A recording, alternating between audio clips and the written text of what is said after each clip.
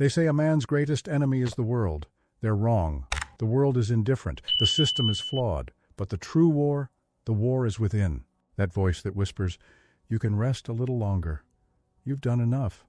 That dream's too big for someone like you." That voice isn't your friend. It is the echo of generations who gave up before they began. It is the spirit of mediocrity, disguised as comfort. And it has only one mission: to keep you exactly where you are. You see, most people, they want change, but they don't want transformation. They want results, but they fear rebirth. Because to truly change, to truly conquer yourself, you must die to the weaker version of who you once were. Not once, not twice, but every single day. You must wage war on every excuse that tries to lull you back to sleep. You must wake up with blood in your mouth and fire in your soul. Because change, real change, is not some soft spiritual enlightenment. It is sacrifice. It is discipline. It is a ruthless pursuit of the highest version of yourself. No matter how many times you fall, most never change because they can't bear the weight of responsibility. It's easier to blame the world, the economy, their parents, the algorithm, than to stare into the mirror and say, "I am both the problem and the solution," because that kind of truth burns. That kind of truth breaks the illusions that kept you safe. But safety was never the goal. Evolution was. And evolution is violent. It strips away your comforts, tears down your false identities, and demands that you either step forward or stay a slave to your past. Look at every great figure who ever lived. Lincoln, Gandhi, Napoleon, Tesla. They didn't tiptoe into greatness. They broke themselves open. They stood alone in the storm and chose self-mastery over self-pity. Because that's the price. You want to rise? You must suffer. Not mindless pain, but the sacred suffering of discipline, of delayed gratification, of choosing what is right over what is easy. Most never change because they choose escape over elevation, screens over silence, pleasure over purpose, validation over vision, and in doing so, they betray the one person they were meant to become. But not you. You came here to remember what they forgot, that you are not your habits, you are not your failures, you are not your past, you are what you decide to become. And every day you delay that decision, the weaker self grows stronger. The chains tighten, the fire dims, until one day you wake up a stranger to your own potential, a ghost in your own life. But you were born to conquer yourself, to take the chaos within and forge it into clarity, to take the weakness and hammer it into strength, to take the noise of the world and replace it with the unshakable rhythm of your own will. That's what it means to own your mind, to be the master of your emotions, to be the architect of your reality. And no one can give that to you, not a guru, not a coach, not a book, because the battle is internal. It's between who you are and who you pretend to be. It's between what you want and what you're willing to suffer for. And until you conquer that space, until you stop negotiating with mediocrity, nothing will ever change. You will keep running in circles, chasing shortcuts, begging the world for permission to be great. But the world is silent. It is waiting. It is watching. And the only thing it respects is mastery. Not talent, not potential, mastery. The kind that is earned. Alone in the dark, one decision at a time. That's how you build an unbreakable mind. That's how you sculpt a soul that does not fold under pressure. That's how you become a force of nature, instead of a prisoner of comfort. And yes, it will cost you.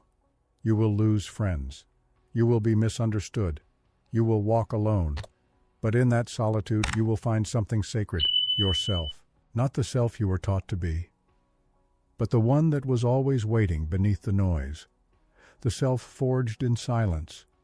The self born of fire. And once you meet that version of you, there is no going back. You won't settle for half measures. You won't chase dopamine. You won't confuse distraction for destiny, because you will have conquered yourself, and that is the most powerful transformation a human being can make. But the tragedy is this: most never even begin the battle. They decorate their cages. They name their chains realism. They call their fear being practical, and they spend their lives as clever prisoners, arguing for their limitations with polished logic and dead eyes. They tell themselves stories. I'm just not wired like that. I didn't have the right upbringing. It's too late for me now. And with every lie repeated, they cement the walls of a mental prison that no one else can see, but that they never escape. They're not lacking motivation. They're lacking conviction. Because conviction is what keeps you moving when nothing makes sense. Conviction is what pushes you past fatigue, past failure, past fear, and you cannot borrow it. You must build it, day by day, choice by choice. Through the pain, through the confusion, through the storm that wants to break you. You don't rise because it's easy. You rise because you made a vow to never again betray the part of you that knows. You were not made to be average. You were not made to sleepwalk through life. You were made to elevate.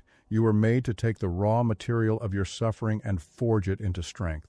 To look at your flaws and say, yes, these are mine, but they do not define me. To own your darkness and still choose to walk toward the light. That is what it means to conquer yourself. To master your lower impulses, to rewrite the narrative, to stop living in reaction and start living in creation.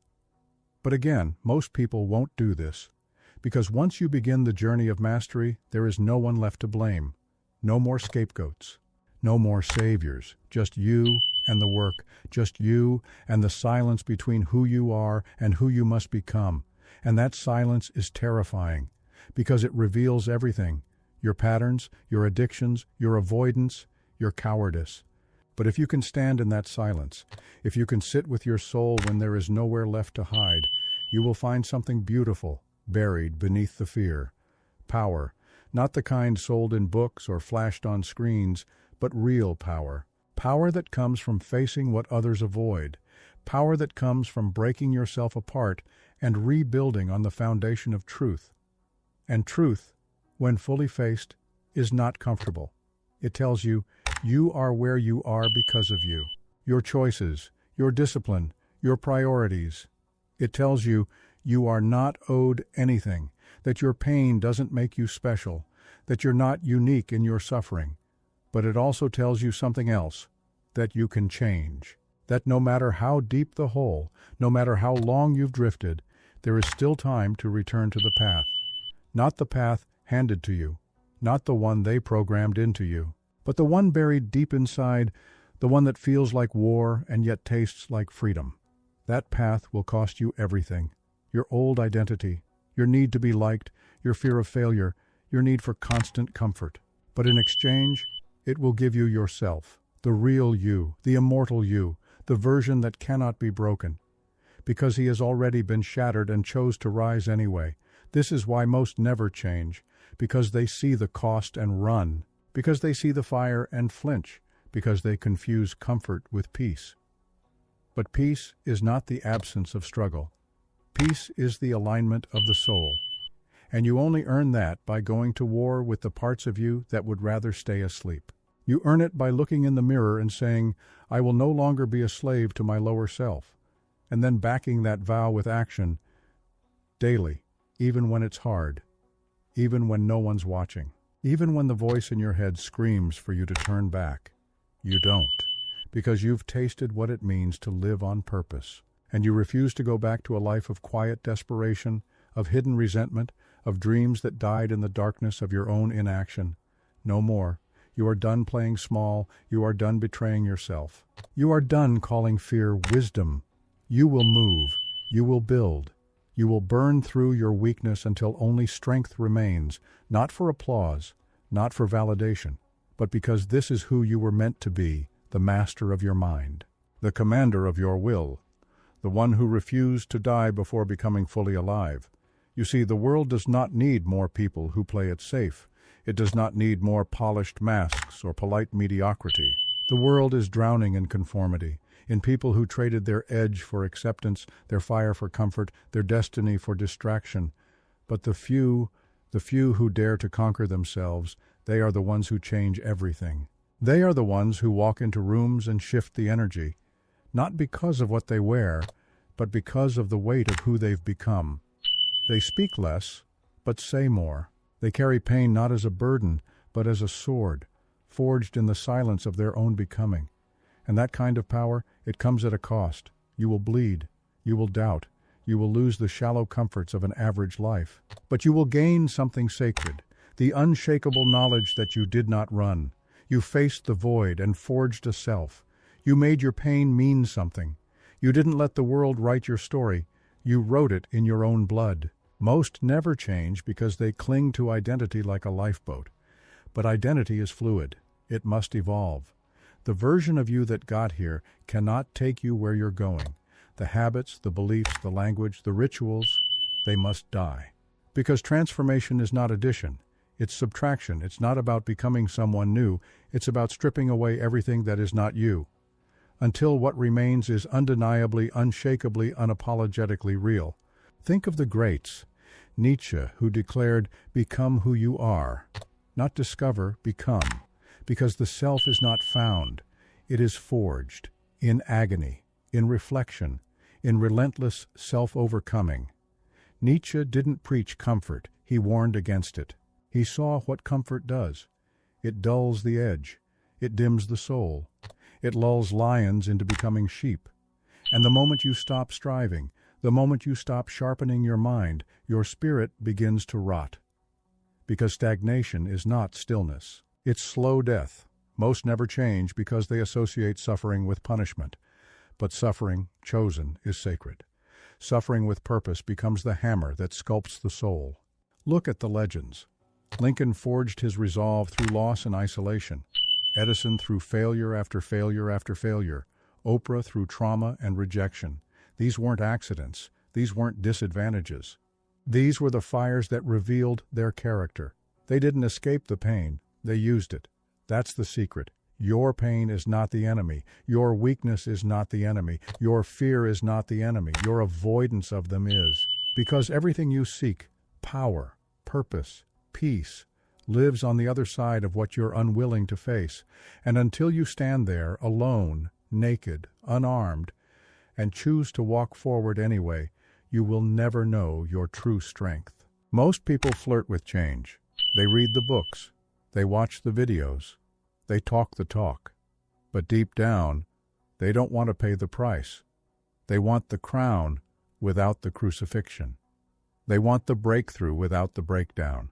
They want the reward without the ritual. But mastery is ritual. It is repetition. It is the quiet commitment to show up every single day, long after the mood is gone. You don't rise by accident. You build yourself like an empire, stone by stone, sacrifice by sacrifice, not once, not twice, forever. That's what self-conquest demands. It's not about becoming someone better. It's about becoming someone real. Someone who can look in the mirror and say, I know who I am, and I know who I refuse to be. That clarity, that alignment, that unbreakable relationship with the self is the root of all power, and most never find it, because they'd rather numb than feel, conform than carve their path, settle than sacrifice.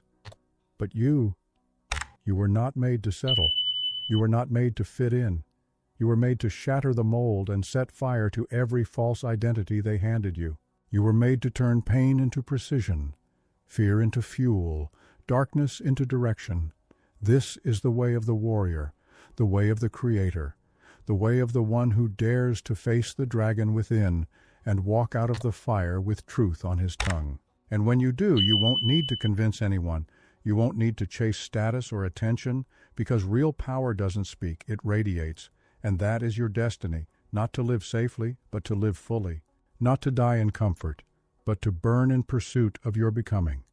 There will come a moment in your life, not announced, not scripted, when the world goes quiet, and you'll stand at a crossroads with nothing but your reflection staring back. No crowd to cheer you, no hand to pull you forward, no distraction loud enough to drown out the ache inside your chest. And in that moment, you will hear it. The ancient question echoing from the depths of your soul, will you rise or will you retreat? It won't be loud, it won't be dramatic, but it will demand everything from you. Because that question is not about the world, it's about you. It's about who you are when no one is watching, when there is no spotlight, when the applause is gone and all that remains is your character, naked and raw. This is where most break, not because they are weak, but because they never trained their soul to be strong. They trained their body. They trained their mind. But they neglected the discipline of spirit. And without that discipline, you will collapse the moment resistance shows up. That's why change is violent. Not physically, spiritually. It rips through you like a storm, destroying everything you thought you were, so it can rebuild you into something true. And truth is brutal. It doesn't flatter. It doesn't comfort. It demands. It stretches. It burns. But it also liberates. Because when you commit to the truth, your truth, you begin to see clearly for the first time in your life. You see how your laziness was dressed up as rest, how your fear wore the mask of humility, how your victimhood pretended to be realism. And you finally understand the greatest lie you ever told was that you weren't ready. Because readiness is not something you wait for, it's something you decide. There is no perfect time, there is only now. There is only this breath, this moment, this choice. Will you bow to comfort or rise in fire? Because that's what transformation is, fire. And you must walk through it naked. No armor, no excuses, no backup plan, just you and your will. That's where Nietzsche's words ring eternal. He who has a why to live can bear almost any how. If you don't have a why, you will crumble the first time life throws pain at you. But if you do, if your why is forged in conviction, if it runs deeper than fear, deeper than fatigue, deeper than doubt, then no obstacle can break you, no failure can define you, no setback can stop you. Because your soul is anchored to something eternal. And what is that eternal thing? It's not money, not fame, not even success. It's becoming. It's the relentless pursuit of the highest version of yourself. Not because the world asked for it, but because your spirit demanded it. You were born to rise, born to wrestle with angels and demons until your name was earned. You are not here to merely exist. You are here to transcend, to wake up every day and declare, I will not die as a replica. I will not fade as an echo. I will live as an original, even if it costs me everything. And yes, it will cost you. Everything that is false, everything that is easy, everything that is holding you back from the self you were destined to become. But in that sacrifice, you will finally gain what no one can give you: power, peace, purpose. Not because someone handed it to you, but because you broke yourself open and built it. And when the world sees you, they won't understand. They'll say you changed. They'll say you're different, and you'll smile. Because they're right. You killed the weak version of yourself. You buried the victim. You burned the excuses. And from the ashes, you rose. Not perfect, but powerful. Not fearless, but free. You became the rarest kind of human. The one who chose to master himself before trying to master the world. And that is why most never change. But you are not most. Because once you have tasted the fire of your own transformation, you can never go back. You can't unknow your potential. You can't unsee your destiny. You can't pretend the cage fits after you've grown your wings. The world will still try. It will seduce you with ease, distract you with pleasure, lull you back to the sleepwalk of mediocrity. But something in you will have changed, irreversibly, irrevocably. The old comforts will feel hollow. The old routines will reek of decay, because you will now measure your days by how deep you dig, by how boldly you live, by how honestly you show up, not by how well you blend in. This is what Nietzsche meant when he spoke of the Übermensch. Not some arrogant god above men, but the man who transcends himself, the one who creates values, who doesn't beg for meaning from the world, but builds it into every action, every breath, every moment. And to live this way, you must kill the comfort in you. You must wage war on apathy. You must rise each day not as a servant of fate, but as its sculptor, carving it with bloody hands and stubborn vision. This is the hardest war you will ever fight, because the battlefield is within you. The enemy wears your face, whispers your doubts, knows your weaknesses better than anyone. But it also means the victory is yours, truly yours. No one can give it to you. No one can fake it. No one can steal it. And once it's earned, it lives in your bones. It radiates in your presence. It walks into rooms before you do. That's what self-mastery creates. Not just success, but gravitas. A spiritual weight that commands without shouting, that leads without forcing. Most people want that feeling. But they don't want the fight. They want confidence without pain, growth without sacrifice, wisdom without wounds. But power without scars is fiction. You must be broken open before you can be made whole. You must lose yourself to find yourself, and that path is brutal. You will lose friends. You will confuse family. You will be called selfish, intense, obsessive, and maybe you are. But better to be obsessed with purpose than addicted to distraction. Better to be intense with conviction than numb with compromise. Because you're not here to impress, you're here to express the full, unrelenting force of your becoming.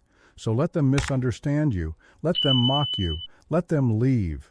Your journey is not a group activity. Your war is not theirs to fight. Your crown is not theirs to wear. You walk alone, not because you are broken, but because your path is sacred. You're not escaping life. You're facing it fully. And most people have never done that.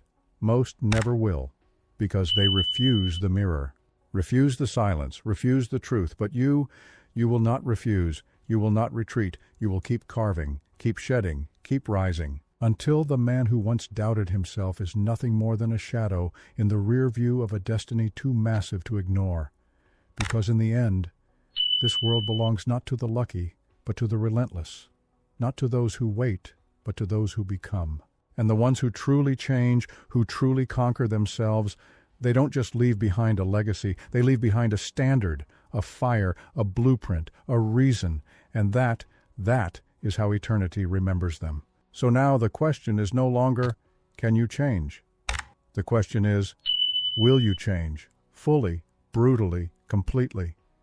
Will you rise above the noise, above the laziness, above the doubt that has wrapped itself around your neck like a noose? Because if you don't, if you hesitate, if you blink in the face of that mirror, you go back to sleep. You return to the cage. You live as a ghost wearing your own skin. But if you stand tall, if you grip your fear with both hands and rip it from your chest, you become something few will ever recognize, awake, unchained, uncompromising. This is not for the faint of heart. This is for the man who is ready to be reborn in pain, the woman who is ready to set fire to everything false, the warrior who looks in the mirror and says, "Today I conquer me, not the world, not my enemies, me, my distractions, my weakness, my comforts, my excuses." That is the only fight that matters, because the man who conquers himself can walk into any storm and remain unshaken. He can lose it all and rebuild from ashes. He can be alone and still full. That's real power. Not the kind that shouts, but the kind that doesn't flinch. Think of Lincoln, not a man born into glory, but forged in hardship. He lost elections. He lost children. He carried the grief of a nation on his shoulders, and he never folded. Think of Harriet Tubman, born into chains but refused to die in them. She faced death for freedom, not just for herself, but for others. Because once she tasted it, she couldn't bear to see others sleep in slavery. Think of Viktor Frankl, a man who watched his family perish in a concentration camp, yet found meaning in suffering. He wrote not from comfort, but from the pit of hell. And still, he said, everything can be taken from a man but one thing, the last of the human freedoms: to choose one's attitude in any given set of circumstances. Do you hear it? Do you feel it? This is not just motivation. This is the call to transformation, to reject the lie that you are powerless, to silence the voice that says it's too late, to break the chains you've worn for so long you forgot they were chains. You are not here to be liked. You are not here to be safe. You are here to burn so brightly in your truth that the darkness flees before you even speak. You want change? Then kill the version of you who's waiting for permission. You want power?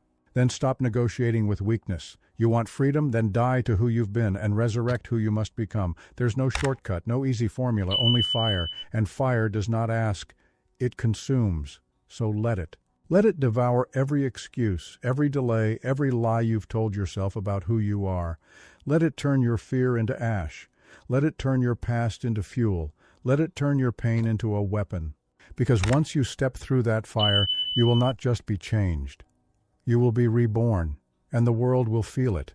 In the way you walk, in the way you speak, in the way your presence demands nothing, and yet shifts everything. You will become living proof that the man who conquers himself can never be conquered again, and that is why most never change. But you are not most. You were born to conquer. Now rise and take your throne.